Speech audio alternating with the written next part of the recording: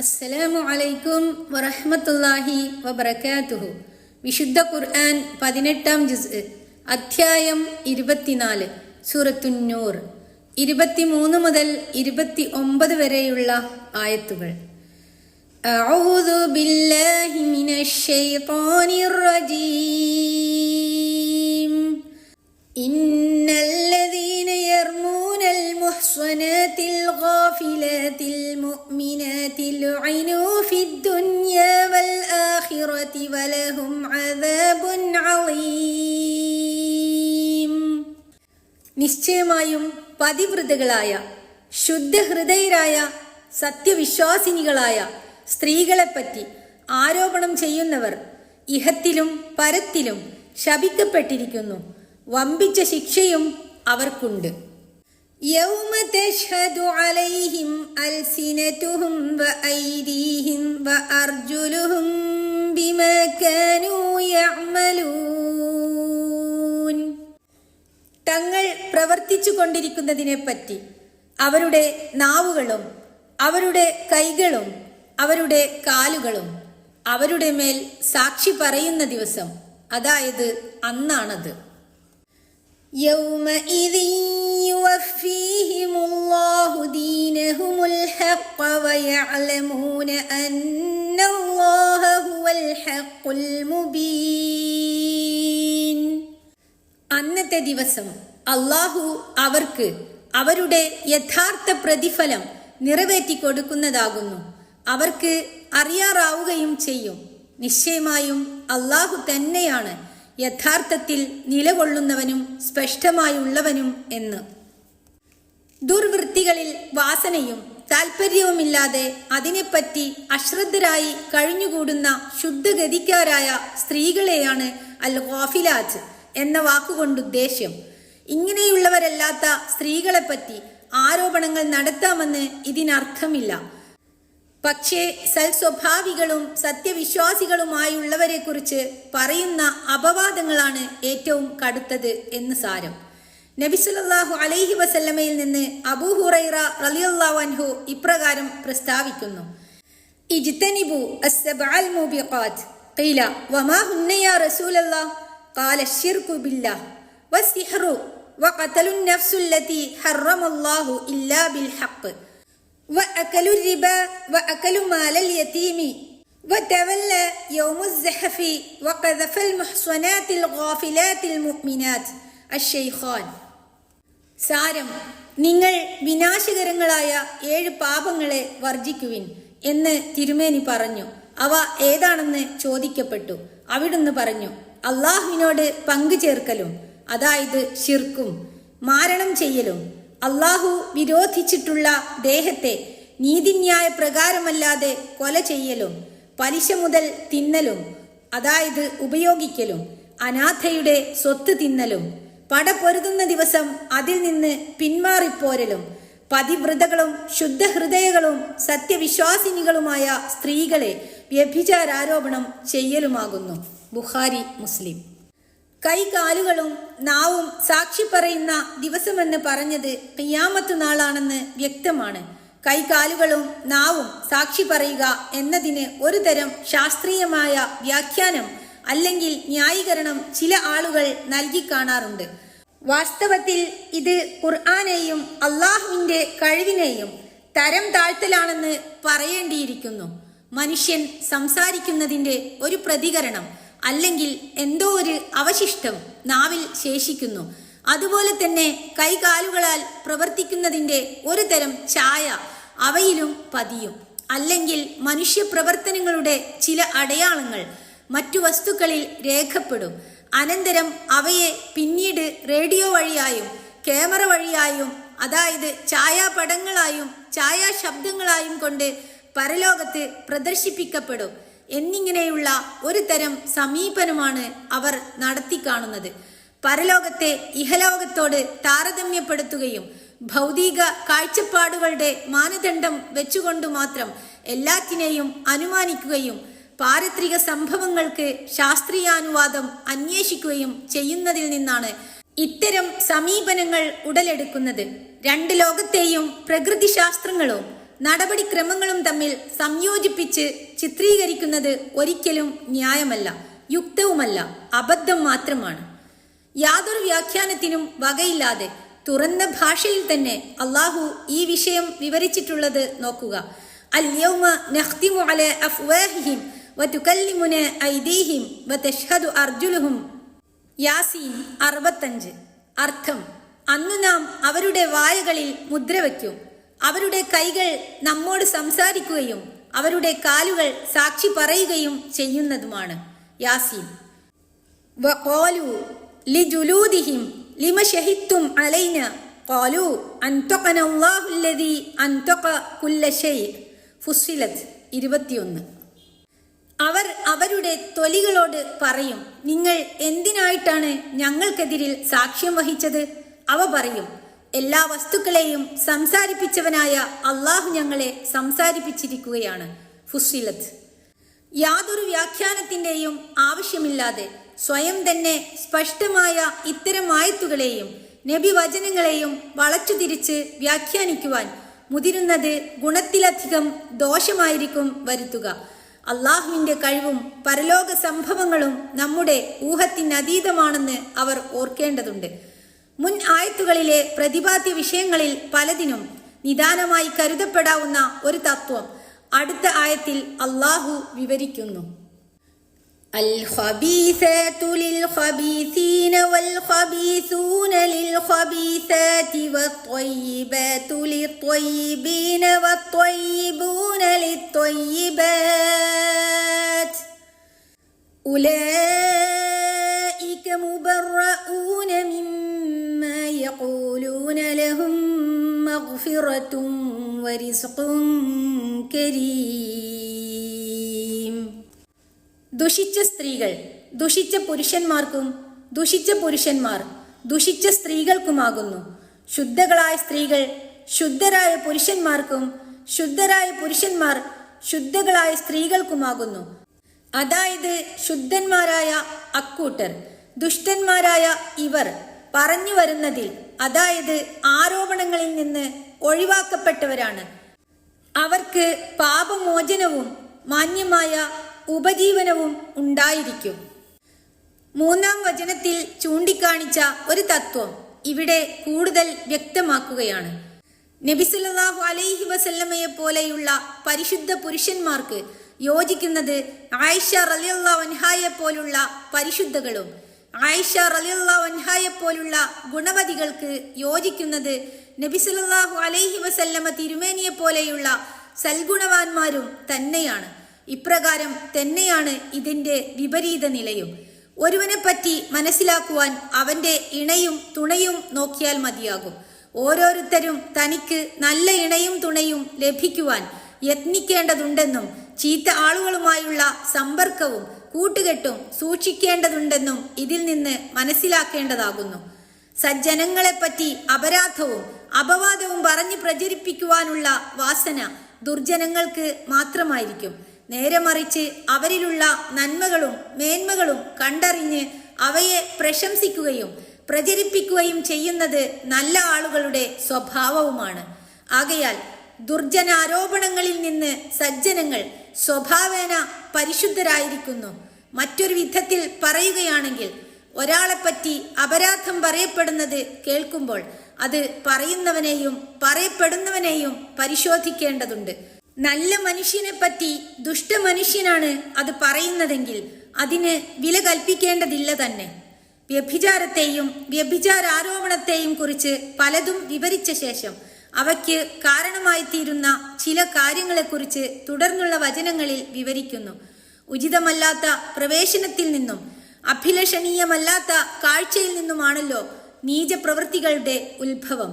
അതിനാൽ നിത്യജീവിതത്തിൽ മനുഷ്യൻ പരസ്പരം ആചരിക്കേണ്ടുന്ന ചില മര്യാദകളെ അവയ്ക്ക് വളരെയധികം പ്രാധാന്യം കൽപ്പിച്ചുകൊണ്ട് അള്ളാഹു നമ്മെ പഠിപ്പിക്കുന്നത് നോക്കുക. വിഭാഗം 4. യാ അയ്യുഹല്ലദീന ആമനൂ ലാ തദ്ഖുലൂ ബുയൂതൻ ഗൈറ ബുയൂതികും ഹത്താ തസ്തഅനിസൂ വതുസല്ലിമൂ അലാ അഹ്ലിഹാ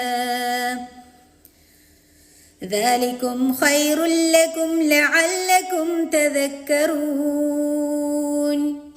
ഹേ വിശ്വസിച്ചിട്ടുള്ളവരെ, നിങ്ങളുടെ വീടുകളല്ലാത്ത വീടുകളിൽ, അതായത് പ്രവേശനത്തിന് അനുമതി ചോദിക്കുകയും അവയുടെ ആൾക്കാർക്ക് സലാം പറയുകയും ചെയ്യുവോളം നിങ്ങൾ പ്രവേശിക്കരുത്. ആയത് നിങ്ങൾക്ക് ഗുണകരമായിരിക്കും, നിങ്ങൾ ഓർമ്മ വെക്കുവാൻ വേണ്ടിയാണ്. فَإِن لَّمْ تَجِدُوا فِيهَا أَحَدًا فَلَا تَدْخُلُوهَا حَتَّى يُؤْذَنَ لَكُمْ وَإِن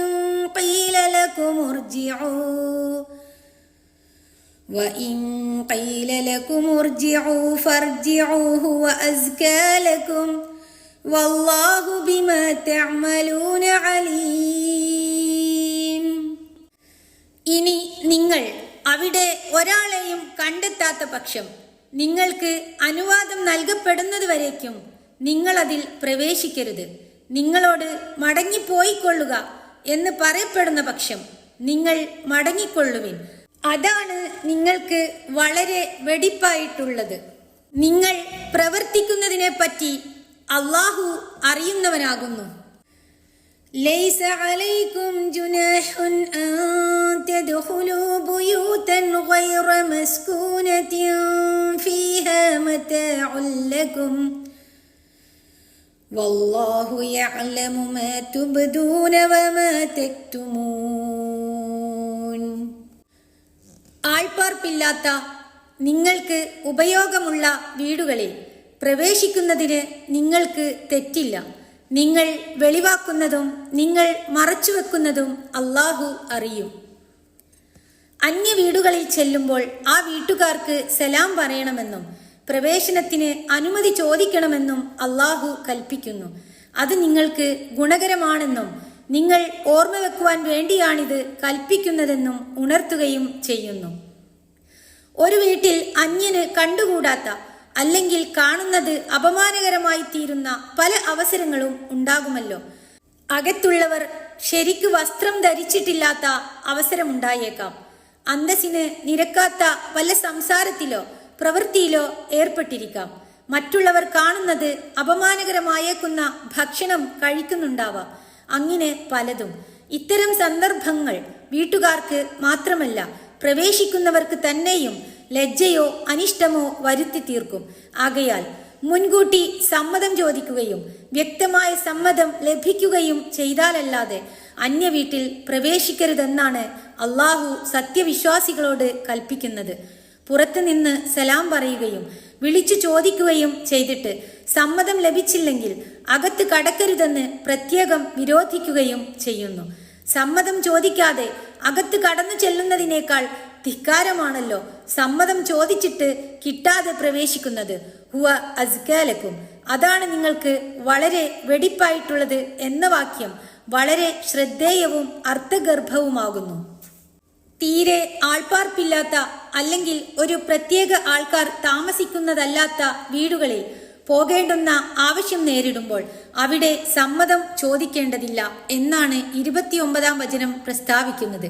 ഉദാഹരണമായി യാത്രക്കാർക്ക് വസിക്കാനുള്ള തുറന്ന സത്രങ്ങൾ, വണ്ടി ആപ്പീസുകൾ മുതലായ പൊതുസ്ഥലങ്ങൾ ഇതിൽ ഉൾപ്പെട്ടതാണ്. സമ്മതം ചോദിക്കേണ്ടതില്ലെന്ന് പറഞ്ഞ സ്ഥലത്തുപോലും ചില പ്രത്യേക പരിതസ്ഥിതികളിൽ അത്യാവശ്യമായി തീർന്നേക്കും. ബാഹ്യത്തിൽ നിയമം പാലിക്കപ്പെട്ടാൽ തന്നെയും ചിലപ്പോൾ ഏതെങ്കിലും തരത്തിലുള്ള വല്ല അനിഷ്ട ഫലങ്ങളും സംഭവിച്ചേക്കുകയും ചെയ്തേക്കും.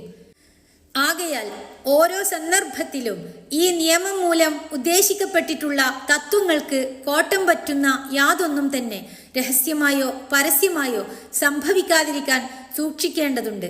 ഇതാണ് ആയത്തിന്റെ അന്ത്യഭാഗം താക്കീത് ചെയ്യുന്നത്.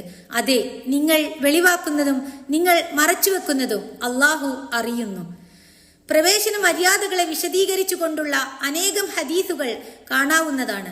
അവയിൽ ചിലത് ഇവിടെ ഉദ്ധരിക്കുന്നത് സന്ദർഭോചിതമായിരിക്കും. പ്രവേശനത്തിന് അനുവാദം ചോദിക്കുന്നതിന്റെ പ്രാധാന്യം, അതിന്റെ സ്വഭാവം, അനുവാദം കൊടുക്കേണ്ടുന്ന വിധം മുതലായവ ഏറെക്കുറെ അതിൽ നിന്ന് ഗ്രഹിക്കാം. സ്ഥലദൈർഘ്യത്തെ ഓർത്ത് ഹദീസുകളുടെ മൂലം ഇവിടെ കൊടുക്കുന്നില്ല. 1. ഇമാം ബുഖാരി റഹിമഹുല്ലായും മറ്റും ഉദ്ധരിക്കുന്നു. അബൂ മൂസൽ അഷ്അരി എന്ന അബ്ദുല്ലാഹിബ്നു ഖൈസ് റളിയല്ലാഹു അൻഹു ഉമർ റളിയല്ലാഹു അൻഹുവിന്റെ വീട്ടിൽ ചെന്ന് 3 പ്രാവശ്യം അനുമതി ചോദിക്കുകയുണ്ടായി. ഉമർ റളിയല്ലാഹു അൻഹു എന്തോ ജോലി തിരക്കിലായിരുന്നതിനാൽ അദ്ദേഹത്തിന് സമ്മതം കിട്ടിക്കണ്ടില്ല. അദ്ദേഹം മടങ്ങിപ്പോന്നു. പിന്നീട് ഉമർ റളിയല്ലാഹു അൻഹു പറഞ്ഞത്, അബ്ദുല്ലാഹിബ്നു ഖൈസ് സമ്മതം ചോദിക്കുന്ന ശബ്ദമല്ലേ കേട്ടിരുന്നു? അദ്ദേഹത്തിന് സമ്മതം കൊടുക്കുവിൻ. അവർ, അതായത് വീട്ടിലുള്ളവർ, അന്വേഷിച്ചു നോക്കി. അദ്ദേഹത്തെ കണ്ടില്ല. പിന്നീട് അബൂ മൂസ റളിയല്ലാഹു അൻഹു വീണ്ടും വന്നപ്പോൾ അദ്ദേഹം മടങ്ങിപ്പോകുവാൻ കാരണമെന്താണെന്ന് ഉമർ റളിയല്ലാഹു അൻഹു ചോദിച്ചു. അദ്ദേഹം പറഞ്ഞു, ഞാൻ 3 വട്ടം സമ്മതം ചോദിച്ചു, സമ്മതം കിട്ടിയില്ല. നബി സല്ലല്ലാഹു അലൈഹി വസല്ലമ ഇങ്ങനെ പറയുന്നത് ഞാൻ കേട്ടിട്ടുണ്ട്, നിങ്ങളിൽ ഒരാൾ 3 വട്ടം സമ്മതം ചോദിച്ചിട്ട് സമ്മതം കിട്ടിയില്ലെങ്കിൽ അവൻ മടങ്ങിക്കൊള്ളട്ടെ. അപ്പോൾ ഉമർ റളിയല്ലാഹു അൻഹു പറഞ്ഞു, താൻ ഇതിന് തെളിവ് കൊണ്ടുവരണം, ഇല്ലെങ്കിൽ തന്നെ ഞാൻ അടിച്ചു വേദനിപ്പിക്കും. അബൂ മൂസ റളിയല്ലാഹു അൻഹു അൻസാരികളായ ചില സ്വഹാബികളുടെ അടുക്കൽ ചെന്ന് വിവരം പറഞ്ഞു. അവർ പറഞ്ഞു, തനിക്കിതിന് സാക്ഷി നിൽക്കുവാൻ നമ്മളിലുള്ള നന്നേ ചെറുപ്പക്കാരനല്ലാതെ വരേണ്ടതില്ല. അതായത് ഇത് അത്രയ്ക്കും പരസ്യമായി എല്ലാവർക്കും അറിയാവുന്ന വസ്തുതയാണ്. അങ്ങനെ അദ്ദേഹത്തിന്റെ ഒപ്പം അബൂ സഈദ് അൽ ഖുദ്രി റളിയല്ലാഹു അൻഹുയും പോയി. അദ്ദേഹം ഉമർ റളിയല്ലാഹു അൻഹുവിനോട് വിവരം പറഞ്ഞു കൊടുത്തു. അപ്പോൾ ഉമർ റളിയല്ലാഹു അൻഹു പറയുകയാണ്, അങ്ങാടിയിലെ ഇടപാട്, അതായത് വ്യാപാരം എന്നെ മുടക്കിക്കളഞ്ഞു. അതുകൊണ്ട് എനിക്ക് ഇതൊന്നും നബി സല്ലല്ലാഹു അലൈഹി വസല്ലമയിൽ നിന്ന് കേട്ടു പഠിക്കുവാൻ കഴിഞ്ഞില്ല. 2. ഇമാം അഹ്മദ് റഹിമഹുല്ലാ മറ്റു പല മാർഗങ്ങളിൽ കൂടി റിവായത്ത് ചെയ്യുന്ന ഒരു ഹദീസിന്റെ ചുരുക്കം ഇപ്രകാരമാണ്. അനസ് റളിയല്ലാഹു അൻഹു മുതലായവർ പറഞ്ഞു, നബി സല്ലല്ലാഹു അലൈഹി വസല്ലമ സഅദ് ഇബ്നു ഉബാദയുടെ വീട്ടിൽ ചെന്ന് അനുവാദം ചോദിച്ചുകൊണ്ട് സലാം ചൊല്ലി. സഅദ് റളിയല്ലാഹു അൻഹു സലാം മടക്കിയെങ്കിലും തിരുമേനി കേൾക്കുവാൻ മാത്രം ഉച്ചത്തിലായിരുന്നില്ല അത്. 3 പ്രാവശ്യം ചോദിച്ച ശേഷം നബി സല്ലല്ലാഹു അലൈഹി വസല്ലമ മടങ്ങിപ്പോയി. അപ്പോൾ സഅദ് റളിയല്ലാഹു അൻഹു പിന്നാലെ ചെന്ന് ഇങ്ങനെ പറഞ്ഞു, അള്ളാഹുവിന്റെ റസൂലെ, സത്യമായും അവിടുത്തെ സലാമുകളെല്ലാം എന്റെ കാതിൽപ്പെട്ടിട്ടുണ്ട്. ഞാനത് പതുക്കെ മടക്കിയിട്ടുമുണ്ട്. അവിടുന്ന് കേൾക്കത്തക്കവണ്ണം ഞാൻ മടക്കാതിരുന്നത് അവിടുത്തെ സലാമും ബർക്കത്തും അധികം ലഭിക്കുവാൻ വേണ്ടി മാത്രമായിരുന്നു. പിന്നീട് തിരുമേനി അദ്ദേഹത്തിന്റെ വീട്ടിൽ പ്രവേശിക്കുകയും ഭക്ഷണം കഴിക്കുകയും ഉണ്ടായി. അദ്ദേഹത്തിനും കുടുംബത്തിനും വേണ്ടി പ്രാർത്ഥിക്കുകയും ചെയ്തു. മടങ്ങിപ്പോകുമ്പോൾ തിരുമേനിക്ക് വാഹനത്തിനായി സഅദ് റളിയല്ലാഹു അൻഹു ഒരു കഴുതയെ തയ്യാറാക്കി. മകൻ ഖൈസ് റളിയല്ലാഹു അൻഹുവിനെയും ഒപ്പം അയച്ചു. ഖൈസ് റളിയല്ലാഹു അൻഹുവിനോട് തന്റെ ഒന്നിച്ച് വാഹനപ്പുറത്ത് കയറുവാൻ തിരുമേനി ആവശ്യപ്പെട്ടു. അദ്ദേഹം അതിന് മടിച്ചു. ഒന്നുകിൽ വാഹനമേറണം, അല്ലെങ്കിൽ പിരിഞ്ഞു പോകണം എന്ന് തിരുമേനി പറഞ്ഞു. അതനുസരിച്ച് ഖൈസ് റളിയല്ലാഹു അൻഹു മടങ്ങിപ്പോന്നു. റവാഹു അഹ്മദ് വ അബൂ ദാവൂദ് വൻ നസായി. 3. അബൂ ദാവൂദ് റളിയല്ലാഹു അൻഹു ഉദ്ധരിക്കുന്നു, അബ്ദുല്ലാഹിബ്നു ബിശ്ർ റളിയല്ലാഹു അൻഹു പറയുന്നു, റസൂൽ സല്ലല്ലാഹു അലൈഹി വസല്ലമ ഏതെങ്കിലും വീട്ടുകാരുടെ വാതിൽക്കൽ ചെന്നാൽ വാതിലിന്റെ നേരെ മുമ്പിലേക്ക് മുഖമായി നിൽക്കുകയില്ല. പക്ഷേ അതിന്റെ വലഭാഗമോ ഇടഭാഗമോ നിന്നുകൊണ്ട് അസ്സലാമു അലൈക്കും എന്നിങ്ങനെ പറയുമായിരുന്നു. കാരണം അക്കാലത്ത് വാതിലിന്റെ മുമ്പിൽ വിരി തൂക്കിയിടുന്ന പതിവുണ്ടായിരുന്നില്ല. ഈ ഹദീസിൽ നിന്ന് സമ്മതം ചോദിക്കുവാൻ ചെന്നവൻ വാതിലിന്റെയോ ജനലിന്റെയോ പഴുതിൽ കൂടി അകത്തേക്ക് നോക്കുവാൻ പാടില്ലെന്ന് പ്രത്യേകം മനസ്സിലാക്കാവുന്നതാകുന്നു. 4. അബൂ ദാവൂദ് റളിയല്ലാഹു അൻഹു മുതലായവർ റിവായത്ത് ചെയ്യുന്നു, നബി സല്ലല്ലാഹു അലൈഹി വസല്ലമയുടെ വാതിൽക്കൽ വന്ന് സമ്മതം ചോദിച്ചുകൊണ്ട് ഒരാൾ വാതിലിന് മുഖമായി നിന്നു. അപ്പോൾ തിരുമേനി അദ്ദേഹത്തോട് പറഞ്ഞു, താൻ ഇങ്ങനെ മാറി നിൽക്കണം, അല്ലെങ്കിൽ ഇങ്ങനെ നിൽക്കണം, അതായത് ഇടമോ വലമോ മാറി നിൽക്കണം. സമ്മതം ചോദിക്കുവാൻ നിശ്ചയിക്കപ്പെട്ടിട്ടുള്ളതു തന്നെ നോട്ടത്തിന്റെ കാരണത്താലാകുന്നു. 5. നബി സല്ലല്ലാഹു അലൈഹി വസല്ലമ ഇപ്രകാരം അരുളി ചെയ്തിരിക്കുന്നു, ഒരു മനുഷ്യൻ സമ്മതം കൂടാതെ നിന്റെ മേൽ നിന്റെ വീട്ടിനകത്തേക്ക് എത്തി നോക്കി. അപ്പോൾ നീ അവനെ ഒരു ചെറു കല്ലെടുത്ത് മിടിച്ചു കളഞ്ഞു. അതു നിമിത്തം അവന്റെ കണ്ണു പൊട്ടിപ്പോയി. ഇങ്ങനെ വന്നാൽ നിനക്ക് യാതൊരു തെറ്റുമില്ല. ബുഖാരി, മുസ്ലിം. 6. പ്രമുഖരായ പല മഹാന്മാരും ഉദ്ധരിച്ച ഒരു ഹദീസിൽ ജാബിർ റളിയല്ലാഹു അൻഹു പറയുന്നു, എന്റെ പിതാവിന്റെ പേരിലുണ്ടായിരുന്ന ഒരു കടത്തിന്റെ വിഷയത്തിൽ ഞാൻ നബി സല്ലല്ലാഹു അലൈഹി വസല്ലമയുടെ അടുക്കൽ ചെല്ലുകയുണ്ടായി. ഞാൻ വാതിൽക്കൽ മുട്ടി. തിരുമേനി പറഞ്ഞു, ആരാണത്? ഞാൻ ഉത്തരം പറഞ്ഞു, ഞാനാണ്. അപ്പോൾ തിരുമേനി ഇങ്ങനെ പറഞ്ഞു, അന ഞാൻ തന്നെ. തിരുമേനി ഇത് പറഞ്ഞത് കുറച്ചു വെറുപ്പോടെയാണെന്ന് തോന്നുന്നു. റവാഹുൽ ജമാഅ. ആളെ അറിയുവാൻ വേണ്ടി ആരാണ് എന്ന് ചോദിക്കുമ്പോൾ ഞാനാണ് എന്ന് ഉത്തരം പറയുക പലരുടെയും പതിവാണ്. ചോദ്യകർത്താവിന് ഈ ഉത്തരം കൊണ്ട് വിശേഷിച്ചൊരു ഫലവും ലഭിക്കുവാനില്ലല്ലോ. ആകയാൽ ആളെ തിരിച്ചറിയുന്ന തരത്തിൽ സ്വന്തം പേരോ ചോദ്യകർത്താവിന് മനസ്സിലാകുന്ന തരത്തിലുള്ള മറ്റു വല്ല നാമങ്ങളോ പറയേണ്ടതാകുന്നു എന്നത്രേ നബി സല്ലല്ലാഹു അലൈഹി വസല്ലമയുടെ മറുപടി ചൂണ്ടിക്കാട്ടുന്നത്. 7. ബനു ആമിർ കുടുംബത്തിൽപ്പെട്ട ഒരാൾ നബി സല്ലല്ലാഹു അലൈഹി വസല്ലമയുടെ അടുക്കൽ വരികയുണ്ടായി. തിരുമേനി വീട്ടിലായിരുന്നു. അയാൾ അലിജ്, ഞാൻ അകത്ത് കടക്കട്ടെയോ എന്നാണ് ചോദിച്ചത്. അപ്പോൾ തിരുമേനി തന്റെ ഭൃത്യനോട് പറഞ്ഞു, നീ അയാളുടെ അടുക്കൽ ചെന്ന് സമ്മതം ചോദിക്കുന്നത് അയാൾക്ക് പഠിപ്പിച്ചു കൊടുക്കുക. അതായത് അദ്ഖിൽ, അസ്സലാമു അലൈക്കും, അസ്സലാമു അലൈക്കും, ഞാൻ അകത്ത് പ്രവേശിക്കാമോ എന്ന് പറഞ്ഞു കൊടുക്കുക. അങ്ങനെ ഭൃത്യൻ പറഞ്ഞു കൊടുക്കുകയും അയാൾ അപ്രകാരം ചോദിക്കുകയും ചെയ്തു. അപ്പോൾ തിരുമേനി അദ്ദേഹത്തിന് സമ്മതം കൊടുത്തു. അബൂ ദാവൂദ്. സമ്മതം ചോദിക്കുക എന്ന അർത്ഥത്തിന് അറബിയിൽ ഇസ്തിദാൻ എന്ന വാക്കാണ് സാധാരണ ഉപയോഗിക്കാറുള്ളത്. അതിനു പകരം ആയത്തിൽ ഇസ്തിനാസ് എന്ന മൂലത്തിൽ നിന്നുള്ള തസ്തനിസു എന്ന വാക്കാണ് ഉപയോഗിച്ചത്. സന്തോഷത്തോടും ഇണക്കത്തോടും കൂടിയുള്ള സ്വരത്തിലായിരിക്കണം അനുമതി അന്വേഷിക്കുന്നതെന്നാണ് ഈ പ്രയോഗം കാണിക്കുന്നത്. അതുകൊണ്ട് സമ്മതം ചോദിക്കുന്ന വാക്ക് നല്ല രൂപത്തിലും സാവധാനത്തിലും ആയിരിക്കേണ്ടതുണ്ട്. സ്വന്തം വീട്ടിൽ പോലും അസമയത്തോ യാത്ര കഴിഞ്ഞ് വരുമ്പോഴോ ഒരു മുന്നറിയിപ്പും കൂടാതെ പെട്ടെന്ന് ചെന്ന് വാതിൽ മുട്ടുകയോ അകത്ത് കടക്കുകയോ ചെയ്യരുതെന്ന് ഹദീസുകളിൽ വിരോധിച്ചു കാണാവുന്നതാണ്. പ്രവേശനത്തിന് സമ്മതം ചോദിക്കുന്ന കാര്യത്തിൽ ഇസ്ലാം എത്രമാത്രം പ്രാധാന്യം കൽപ്പിച്ചിട്ടുണ്ടെന്ന് ഇതിൽ നിന്നൊക്കെ മനസ്സിലാക്കാം. ദൈർഘ്യഭയം കൊണ്ട് കൂടുതൽ ഉദ്ധരിക്കുന്നില്ല. അടുത്ത ആയത്തുകളിൽ നോട്ടത്തെക്കുറിച്ച് വിവരിക്കുന്നു.